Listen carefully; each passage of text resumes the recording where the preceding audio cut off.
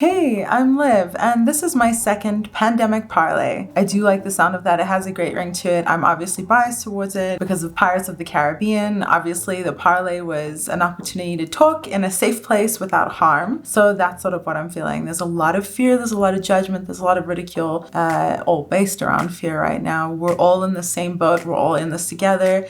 I am feeling a lot of things and wanted to take the opportunity to put some makeup on my face and talk about what I'm feeling. If you want to share what you're feeling, then please do it down below. Let me know how it's going with you, and let's get into the look.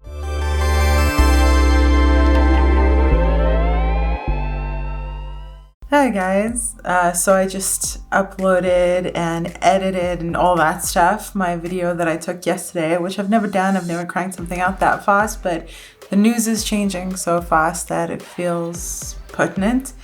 I was just looking at the latest news article on Wash Post. Trump tests negative to coronavirus, and yet there are 10 US service members, 1 Defense Department civilian, 2 contractors who tested positive, and Italy has a 20% rise in cases. Wow, and they've been on lockdown for a couple of days, is it? Intense. Okay, we're gonna get into makeup. I think I sort of know what I'm doing. Whatever, it's Saturday. Normally I would be doing my bike ride today, but a lot has happened since we last spoke all of yesterday. Let's zoom in a little. So yeah, a lot has happened. Wow, yesterday we spoke. It was my second day at home working remotely because of my leg. I hadn't had my leg on since Wednesday and was feeling very vulnerable, and man, it's hard to even sum up everything that's happened. It's really starting to snowball, and we really all globally are going to be in the same place, and it's pretty terrifying where that place is going to be. I started crying pretty early yesterday, and I continued crying after I did my makeup, and I was just I was in a very emotional place yesterday, both from the immense deaths and tragedies that we are suffering as humans, humankind, to the threat of the personal tragedies that we could suffer, the fear of losing my mom and my dad, or anyone else around me who's at risk, anyone in my cycling team who's a cancer survivor, my husband who is a healthy man, but this could happen if any of us get sick and there's no hospital care and we need it. And so it's so imperative that we stay healthy and we stay safe, because we have to flatten the curve. We really do. We have to flatten the curve. We have to stay healthy and safe as long as we can, so that the hospitals and the doctors and the medical professionals have an opportunity to take care of those who need it. Okay, we're gonna go in with a navy. Looks kind of navy. It might be purple. I think I depotted it from Juvia's place. Yeah, well, look at that. It's purple. Whatever. So I cried a great deal yesterday, and at the end of work, both yesterday and the day before, so Wednesday and Thursday, I went for a wheel around my complex just to feel like I can get out and I feel functional and move my body, and I already feel like I'm putting on weight and having issues with being sedentary because I can't be as active, not being able to walk and stand as I can in a wheelchair. My house is not wheelchair accessible, and my life sort of isn't either, you know? But anyway, so we went for a wheel around the complex, and my mom came with for a bit of it, and we kept our distance from her, but she talked about end of life stuff and preparations for that, and it's stuff I want to know. You know, I want to know what she wants. I want to know what will make her feel prepared and happy, and at the same time it was debilitating. I can't think about it right now. I mean, we're all going through this, right? In some regard or another. Maybe not a parent, but we're all experiencing this. I'm gonna take a lavender or bright purple. It's actually a blush color, but I don't know if I could wear it as a blush. So yeah, that was super difficult, but good. And it seemed to make my mom feel better to know that some stuff had been discussed. But I think that was one of the things that was really crushing me, is my mom and I don't spend all that much time together. We live really close to each other, but we see each other in a lot of the perfunctory ways of like, here's the dog, have a good day, bye, laters, you know, and then we have dinner once in a while. But I realized yesterday that I probably can't hug my mom, you know, like if I'm at risk of passing this contagion onto her, I can't hug her. And it's not like we're a very huggy family, but what a crushing feeling. So I can only imagine how hard it is for people who live alone. And like Patrick and I know that if one of us got it, the other one would most probably get it. So we can hug each other, and we have someone there to hug who is ready to be contaminated, you know? And so I'm so sorry, guys, if you don't have someone there to get contaminated with and give you the biggest long distance hug. It's a very ineffective way to put on makeup. At least I haven't done the bottom yet. So both Patrick and I were having a really hard time. Well, I was having a hard time and crying about it. He was pretty strong, but we're very social people, very, very social people, and we're not handling the isolation too well. And we went to gym on Wednesday, and it's clear that it's gonna take a lot of sanitizing and a lot of care to be able to go to places like that. So it's only a matter of time before they have to go digital. And so we're having issues with isolation, and we decided to take advantage of our business account, Zealology, that little icon up there.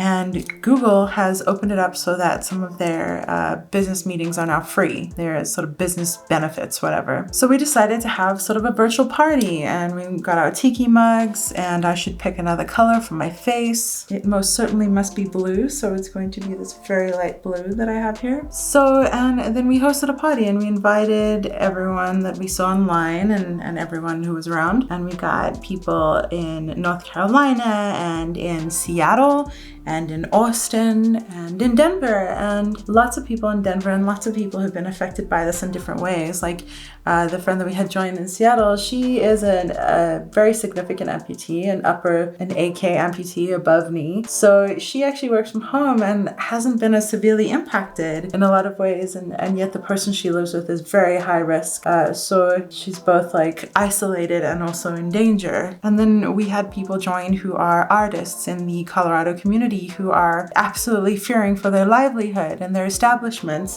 desperately. I mean, these are people who literally need the money that they're expected to earn every single day for these establishments to survive. And it is horrifying and terrifying. And at the same time, so we have a friend who, I don't know if you know Meow Wolf, but she's involved with Meow Wolf, and she's been a Denver creative for 23 years, I believe. She's this just beautiful, wonderful person, and she's deeply involved in the art scene here and obviously Santa Fe and just in helping make that happen. And so she and 4 or 5 other people created a fund for Colorado artists. So I was able to donate to that, and I saw that Facebook had a fund that they're matching. I'll leave the links for all the stuff down below if you're interested in donating. So I donated to that, and I believe something else. And at the same time, I'm also terrified.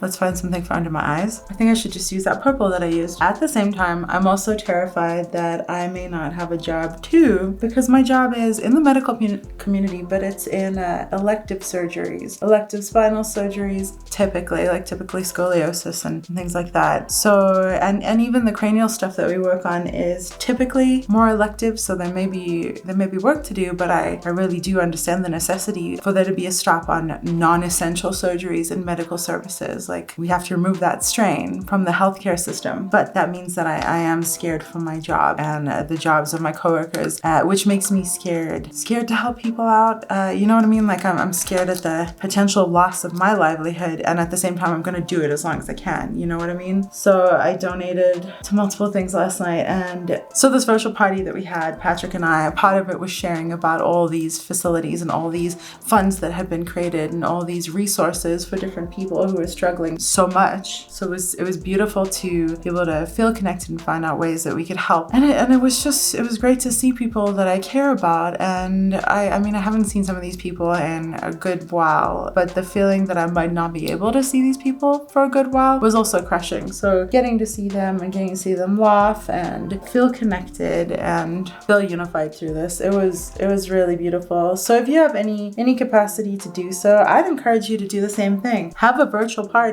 and you could host it on Hangouts, you could host it on Microsoft Teams, you could host it on Zoom, though I think you might have to pay for it. And if you have a business Google account, you could use that too. So there are a lot of opportunities for you to do this, and of course you could do Skype as well. But it really was a unifying experience, much more than I was expecting. I'm gonna use a pink under my eyes, and we're gonna do another one tomorrow morning at 11 a.m. I wish that I could edit this video quickly enough to have it up and invite all of you, whoever is watching. But in my mind, I'm addressing anyone who's out there who's feeling the same way as me and anyone that I care about. I feel like I'm addressing you whether you're watching or not. So on Friday, I worked Thursday and Friday at home remotely, and when I left on Wednesday, it was sort of all systems normal, and by Friday, my office was sort of emergency transitioning people, which were not ready for it. Let's close this palette and open up some shimmers. I know this is a color story I do a lot. I'm gonna have a lot more time potentially to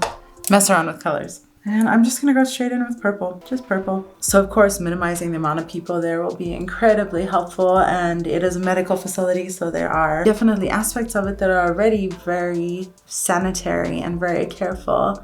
So that's amazing. So I truly hope that these steps that they're making are going to keep our facility untouched by this. But obviously I'm terrified at the same time, as I'm sure everyone is. Like, even us people who have this amazing opportunity to stay at home and work, it's not assured. Nothing is assured right now. Literally, the world is going to be very, very different, and it is scary. And I can't think about it too much because I will start crying again. And now we've done the under eyes, so we can't do that. Why did I choose pink though? Now I look like I've been teary. It's a bad idea. I might change it to black later. Okay, let's do an inner corner highlight of some kind. Maybe brighten it up a bit. So that's another thing too, is like a lot of people are talking about all the free time that they might have now while they're sort of writing this out. But maybe other people are in the same boat as me, is like, I think my work might be harder because I want to help everyone transition to this remote working. And as someone who's experienced with this, I understand I might take on a bit of extra work while everyone's sort of switching to this. So I don't know, but I'm emotionally prepared for it. You know what I mean? If you're work from home,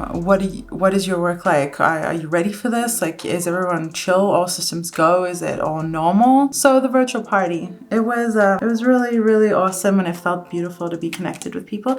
And we decided to do another one, and we decided to make it international. So I have family in the UK and in South Africa and in Israel and in Australia and friends all over the world. And so we're gonna do an 11 a.m., which is, I believe, 5 p.m. in the UK and Israel and 6 p.m. in South Africa, maybe. I'm not super sure, but a compatible time. So I'm really hoping we can all get together online and touch base and see how everyone's doing. Kind of interesting, but the Cape Town water crisis, Patrick and I went there sort of on the end-ish of it. Like, it hadn't been rectified, but everyone was in extreme maintenance modes. And we spent some time in Johannesburg first to see my gran, of course. And then, by the way, we went to a comedy show in Johannesburg, and the comedians were making fun of the Cape Town water crisis, just making light of it and making fun of it. And then when we got to Cape Town, it was such a significant change and a shock. Like, even in the bathroom at the airport, all of the taps were shut down, and there was one that had like a mister. So I can't even imagine if they go through a water crisis and have to deal with this at the same time. I mean, because here in America, I think about it every time as I lather up my hands constantly as I'm washing them. Like, what would happen to Cape Town? That's very scary. But that was a crisis that was so focused on Cape Town. It was easy to just look at it on the news when you weren't there and not think about it directly. So it is very, very strange experiencing this that we are all going to be impacted by. I'm very, very sad. How do you feel? Are you there yet? And do you get the concept of the pandemic parlay? I want to be able to talk more about feelings and what we're dealing with in a non-judgmental, safe space. And the space obviously doesn't have to be this video or this video's chat. Like, I encourage you to take the term pandemic parlay and use it if you'd like to bridge a gap between you and someone else, or start a discussion on what to do in your local community. What is your community doing? Like, do you guys have resources for local businesses that are struggling, or people who are gig workers and are out of money? Let me know. All right, I've been talking too long. Let's pop some face stuff on. So a local DJ here in Colorado is actually having a dance party tonight. They're doing it on Twitch, so it'll just be one way. But I think that's a really fantastic idea and fantastic way to keep doing that craft and keep potentially earning and everything. So I'll let you guys know how that goes. But really awesome to see people being so resourceful, and it's fantastic. This is suddenly a color story that I seem to go for a lot, so I need to practice. But yeah, as I was saying, I don't know if I'm going to have much free time during this whole thing. I hope to be working really hard and having the opportunity to work. I really want to have the opportunity to work, and I know many people are not so lucky. All right, I am going to use this Museum of Ice Cream lipstick. I think it got to like a $7 sale or something with the whole set, so I couldn't resist it. But this kind of inspired the whole look. I do have to say, I definitely don't feel like I need to be spending money on makeup or any non-essentials right now or for the foreseeable future. And I'm not sure what the impact of that is. I'm sure that indie brands and small brands are going to suffer here, but I'm scared to rely on the fact that the economy is going to be the same, and everything is precious right now. Everything's precious. So I'm going to play with all the makeup that I have and try not to buy anything else or sadness shop or anything like that, or pandemic purchase. Let's do some highlighter. I think I have some highlighter here. And save money for the essentials, because who knows what's happening. Okay, I look like a baby doll. I like it, I think. I certainly look like I've been crying, but that's the makeup. Definitely one of my go-to favorite color schemes. I'll break myself out of it, but for now, this was a chatty pandemic parlay. Please do feel free to connect with me. You can connect with me directly. I'm Liv Shaka on Instagram. If you want a message like that, if you want to comment down below, please do. But really, I feel such heartache and such a need to connect with everyone that is struggling right now as well. Let's zoom up. So that is my makeup look. I'm gonna go to a virtual dance party now. I will feel all dressed up as I sit on my couch and be very good and stay off my leg because I really want to heal up. I need to go for some bike rides. And that's one of the great things that we can do is continue to be outside, be as fit and strong and healthy as possible, take the strain off the healthcare community, no non-essential surgeries, take good care of ourselves and the people around us, and practice as good hygiene as we possibly can. 6 feet away from people at all times, cough into our elbows, all of those things. We know them, I hope. Pay attention to the reputable news sites, the World Health Organization, the CDC, things like that. Don't get swayed by the misinformation. Anyways, take care out there. I truly hope you're doing well, and thank you so much for hanging out.